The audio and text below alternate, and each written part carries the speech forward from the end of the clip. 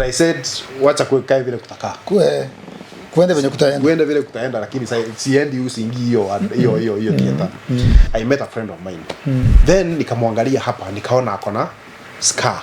Then nikamuuliza, na hii scar kwani ulikuwa umevamiwa na wakora ama nini? Akaniambia hapana. Like 20 years ago I had a problem, nikafanywa surgery. So I went home and told my wife, mimi nimeamua kwenda surgery. And she was like, what has changed? You had refused. Nini kimebadilika? Nimekutana na fulani na ameniambia alienda through the same, and because ako sawa I will also take the risk. So I went to see my doctor. Nikamwambia, now I've already made up my mind, I will do the surgery.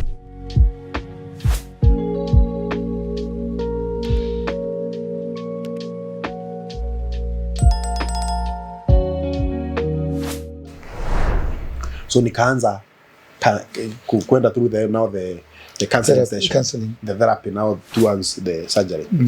But now the things that the doctors are telling me, but the surgeon, I'm like, did I make the right choice?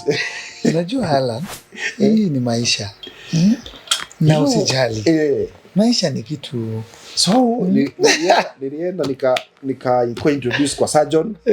So the surgeon, we had a session with the surgeon. Akaniambia, now you've been fighting this for 16 months kukunywa dawa, and you cannot continue taking medicine like this. Na at some point nilijaribu mpaka mitishamba. At some point niliacha dawa nikajaribu mitishamba. But still it didn't work. The surgeon tells me, now your surgery is we have done that so many other times. There are those who succeed, there are those who don't. Majority are those who succeed, but it's not guaranteed. So you have to take a risk. So he asked me, now if we don't do surgery on you, you already dawa zimekataa already. So huwezi zikunywa tena. Na macho already imeanza kutoka. So what do? Utakufa. Hii kitu itakuua. So fanya tu. It will go to a level they call storm, thyroid storm. Okay, a thyroid storm is when now the hormones are beyond the stage you can control. Sasa zimekuwa crazy. Zime take over sasa your body. Nothing, no one can help you, even the doctors now. So if you stop taking the medicine, it will get to that level. When it gets to that level, you'll die. You go to the theater, you may come out, you may not. And you may come out, but you come out ukiwa kwa wheelchair. Because tunaweza kuuza mahali karibu. It's a sensitive area. Tunaweza kuuza mahali pia sauti ikapotea. Tunaweza kuuza mahali pia taste buds ikapotea. So many risks are involved. So choose. But ikienda poa uko sawa. Na ikienda poa uko sawa. Na akaniambia pia, because hii thyroid atutoi yote, because tukitoa yote you need thyroid to function. So we remove 95% on this side, 95% on this side. Okay. So you're left with 10%. So wanatoa the bigger percentage. The bigger percentage, because you see it's producing more hormones. Yes. So if they remove the bigger percentage, waache kidogo, you produce hormones kidogo zile mwili inahitaji. But again, it's not guaranteed. Because the amount they are removing, hakuna kitu ya kumeasure. They are not measuring. Daktari wakutuzeza. Tutoe 84. Tutoe 84. Ama 90. Tutoe 75. You know? Also, hakuna formula. So pia ni guess what? Hawa na reduce to ikitu, they reduce hormones. But hawajui ni what percentage. Sasa kaniambia, we may also take you through the knife. Utoke ukiwa hypo. Hama bado utoke ukiwa hyper. After nini? Na tusha kuchinja tayari. So it's not guaranteed. So you make a decision. Nikamwambia nipe 1 week. So kaniambia during this 1 week, I'll give you steroids. Steroids are now to force the hormones to go down, because you cannot go to the theater when the hormones are up. If you try that, you die. Yes, because now it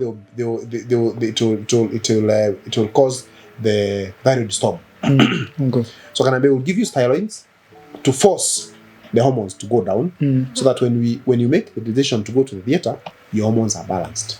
I said, okay, fine, I will take the medicine. So I was given another set of medicine, including Kabimazole. So nikaongezewa madawa on top of 36. So zikafika I think around 40 something. Nilikuwa nakunywa dawa na shiba bro. Unakunywa dawa na shiba. Ni solid. Yes. So nikaenda for 1 week nikakunywa thyroid. Now what thyroid does to your body zinafanya sasa unafura. Kama madawa zimewekwa baking powder. The steroids. Yes. Remember nilikuwa nime lose weight. Nimekonda. Wewe nimekonda hata kuliko. Silisema wewe ndio mimi ndio chairman wa kukonda. So nikakunywa steroids. Nikafura. Nilifura mpaka yani unakutana na within a week. Unaona hey bro, nilikuwa na juzi. Nilikuwa na last week ulikuwa nini umefanya tena? Naambia wewe tulia tu. So after 1 week I made up my mind, I consulted a few people, I made up my mind nikaamua surgery. Wacha nikuve nikijaribu. Because this doctor anaitwa Professor Raja. So Professor Raja asked me si unavukanga barabara? Na ushaona mtu akivuka barabara akagongwa before fike the other side. Kanambia hii ni maisha. Ni maisha. So hii ni barabara tuvuke. Tuvuke tu. Ukifika the other side shukuru Mungu. Because kufika analogy poa sana. Ni sawa tu. Because either way ni live. So I got convinced. Nikaamua let me go for the surgery. So nikaenda surgery. So the surgery was supposed to start at 6 in the morning. So I'm there with my wife and my relatives. Nikiweka kale kakitanda nikasukumwa nikapelekwa surgery. So the surgery started around 8. Walichelewa kidogo. So it was supposed to go for 6 hours. But it went for more than 12 hours because nilitoka theater around saa 3 usiku. So wife anashangaa aliambiwa 6. Yes, it was supposed to be 6 hours but aliambiwa 6 na kwa nini bado tena usiku? Sasa story yake akinipigia story alifika mahali pia akakuwa. Akawaambia sasa niambieni ukweli. Because sisi nilikuwa naenda na yeye hizi counseling session. So alikuwa anasikiza. Sasa ilifika mahali anambia niambieni tu kweli. Kama ameenda mniambie sababu saa hii ni 8 mliniambia ni 6 hours. Saa hii ni more than 12 hours. Alafu na sasa wanakuambianga the doctor will tell you. Yes, the doctor will tell you. So around 9 nikatolewa theater. Nikapelekwa ward. And then she came. Akanisalimia nikamsalimika. Then she asked me you know, I'm fine. Of course now the voice was not there. I was whispering. Yes, I was whispering. And then manasis wakatoka nje. She will give you that story when you have her sitting with her. You are like, ameongea. Now they actually said everything now because ameongea. Why? Because many people go in, they don't come out with voice. Oh. Yes. Or they just come out with something off. Yes, something off. So I was lucky to come out okay, though my voice was not okay at that time. At that time, yeah. Because it took me 1.5 months for my voice to come back. Okay. I lost my voice, but it came back pole. Even today as we speak right now, this voice that's speaking to you right now is not the original voice. I can't scream. If I scream, nanyongwa. Oh, can't shout. I can't shout. So my voice changed. It took me 1.5 months for me now to go back to normal. Go back to at least naweza ongea ukanisikia tukaelewana. Okay. So the journey was very tough, tedious. Now there is now going back to the hospital for clinics and of course checkups. Now the sad story is this. Though I went through that and finished and solved the problem of hyperthyroidism, I developed now hyper. Oh, after walikata 90. Yes, after walikata 90, walikata more than they were supposed to. Wangekata ka 70 or 75. Yes, but remember, I was already aware. I was already told. We are not sure how much you're supposed to remove. So it's ni bahati nasibu. So ukajipata na hypo. So nikajipata na hypo. So right now as we speak, I'm on levothyroxine for hypo. The opposite of hyper, which is hypo. So it's za kuongeza hormones. Za kuongeza hormones. But now it is easier to treat hyper than hypo. to treat hypo than hyper. Yes, I would think so. Yes. Juu hyper, Yes. It's out of control. Inatoa hormones. Yes, out of control. Hii ingine Inatoa ni kidogo hata tuongeze. Unaongeza. Hata tuongeze. It's easier. Yes. So now I have to keep my hormones balanced by taking 1 tablet of levothyroxine, 100 milligrams every day in the morning. Okay. So I must take this medicine when my stomach is empty or 1 hour before I eat. Oh, it's taken when your stomach is kama chakula bado. Yeah, so unaamuka asubuhi kitu ya kwanza ni hiyo dawa unakunywa. Then do other things.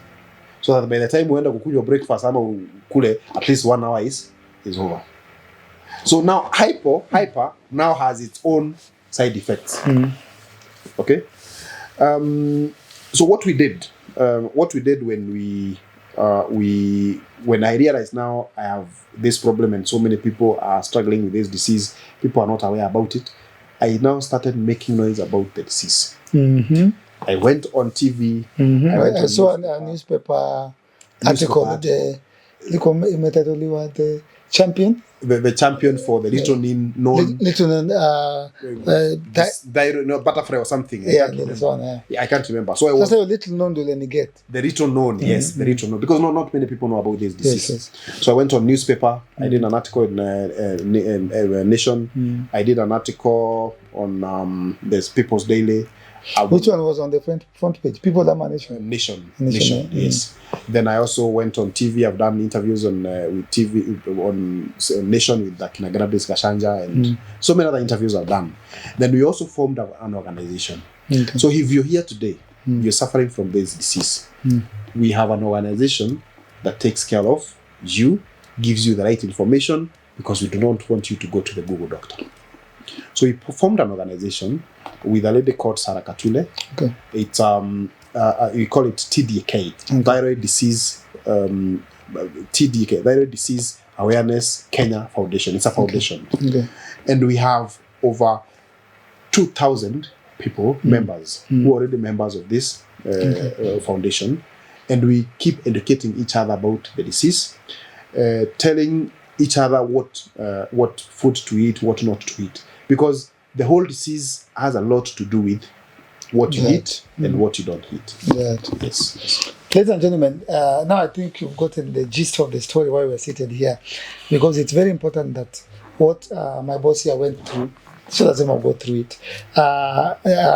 Hii story ilianza juu saizi nasaidia watu sana, na kuna mtoi nimesaidia juzi hata ameenda India, na aliona nikapost akaniuliza uko sure mtoi ana thyroid? Nikamuuliza ndosi hiyo ni nini, na nikaambia parents wa mtoi juzi before in the India wakaniuliza hiyo ni nini. So we're getting watu wanasikia hiyo ni nini juu kuna venye macho za mtoi zilikuwa zinakaa. So when ambia parents wakasema wewe tukifika India that's the first thing tutafanya test. Juu aliadmit pia yenyewe kuna vitu vingine wana discover as they go along. Of course mtoi akona cancer of the blood. Okay. But wakaniambia so unaweza pata kuna hiyo ugonjwa but inaleta hiyo ugonjwa. Yes.